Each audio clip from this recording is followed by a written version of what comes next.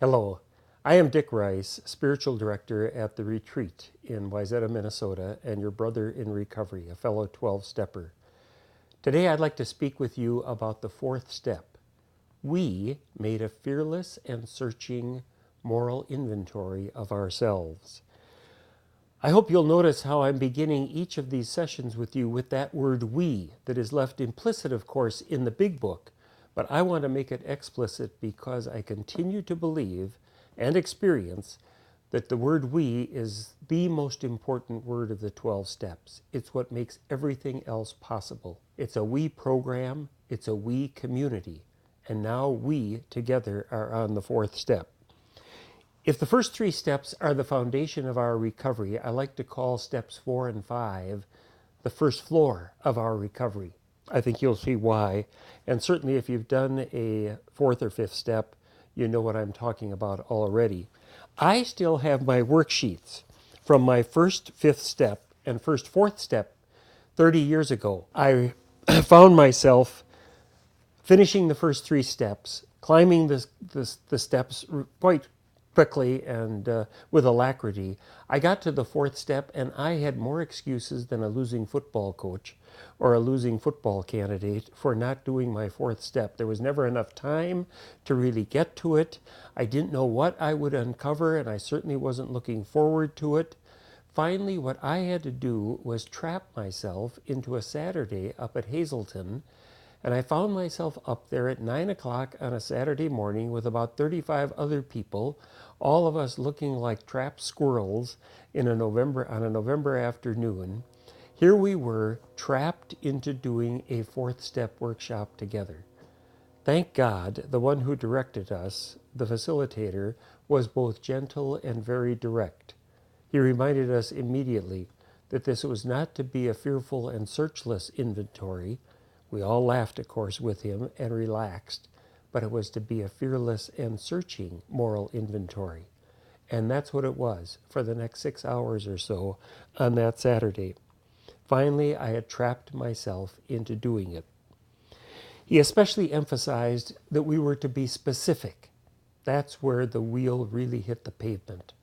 When we had to be specific about our resentments, our fears, our ego, our dishonesty, the sexual things that had gotten wrapped up in all of that. So we went at it. There we were, first of all, looking at our resentments, right out of the big book. Resentment is the number one offender on page 64. All of us were scared spitless as to what we might find in our resentment list. And sure enough, they were there, members of my family especially, and particularly the alcoholic in my life. We delved into our resentments, what they were, what the effects of them had been, what the causes of them had been, and what our part had been. With some of my resentments, I was strictly a victim. I was too young to really be a participant in the interaction or the relationship. But with some of my resentments, I was also a participant, and I was as bad toward the one that I resented as they had been toward me. So already my grip on my resentments was loosening. Then, if that wasn't enough, he took us to fears.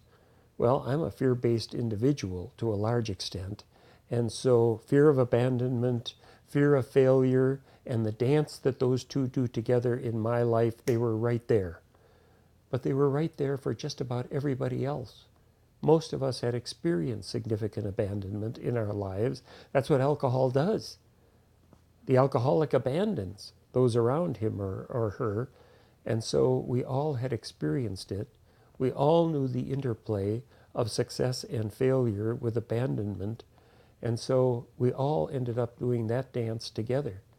After that, it seemed that the work we did on ego, on dishonesty, the sexual stuff that gets wrapped up in all of that, that seemed relatively easy. So we broke for lunch and we were laughing together. It was like we had survived Ellis Island or something and come through, and so we were ready for the afternoon. Little did I realize that the afternoon was going to be more difficult for me than the morning had been. What he then took us through was an inventory of our positive qualities.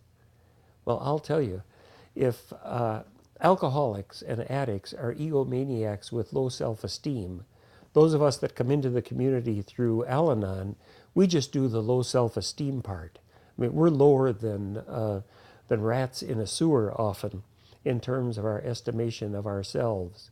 So I, as many of us in that room, found the afternoon even more grueling and more taxing than the morning. But we got to it, and we started to dig. And he took us through what was almost a catechism of different qualities: faith, trust, love, justice, courage, peace, joy. And we rode away. And again, he encouraged us to be just as specific as we were in the morning. What specifically were we joyful about? When had we been loving? Well, even though I was wet with sweat by the time the afternoon finished, I was able to say something by the grace of God that I hadn't been able to say in years. I can still remember it today, years later. I was able to say, by the grace of God, I am faithful, I am trusting, I am loving, I'm not particularly prudent, temperance isn't of high value, I'm rigorously just, and courage is my growing edge. No credit to me, but all credit to my higher power, who's gifted me with that. For years, I had diminished those gifts if I had acknowledged them at all. But I, like so many of the others in that room, came out of that afternoon, as I said, wet with sweat, but so grateful that we had put ourselves through that 6 hours or so of fourth step inventory. I had realized that the resentments and the fears I had, they were finite, they were limited, we could deal with them, they were already beginning to soften, and I was beginning to let go of them.